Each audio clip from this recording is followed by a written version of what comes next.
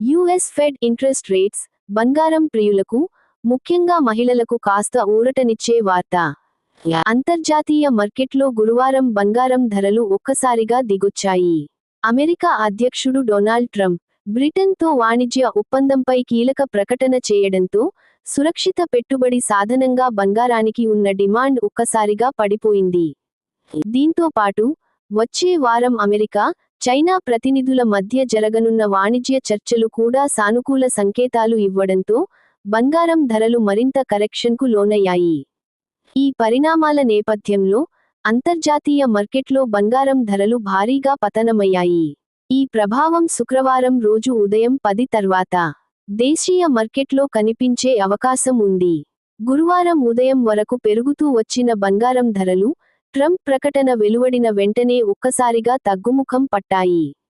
Spot gold ధర 0.7% పైగా తగ్గి ఔన్సుకు $31.10 గ్రాములు ఒక దశలో $3,330 స్థాయికి చేరుకుంది. ప్రస్తుతం గురువారం రాత్రి 8 గంటల సమయంలో $3,350 స్థాయిలో ట్రేడవుతోంది. కిందటి రోజు ఇది ఒక దశలో $3,430లకు చేరింది. అక్కడి నుంచి భారీగానే తగ్గిందన్నమాట. అమెరికా గోల్డ్ ఫ్యూచర్స్ కూడా 1.3% తగ్గి ఔన్సుకు $3,347.90లకు పడిపోయింది. యునైటెడ్ కింగ్డమ్తో ఒప్పందంపై కీలక ప్రకటన చేశాం.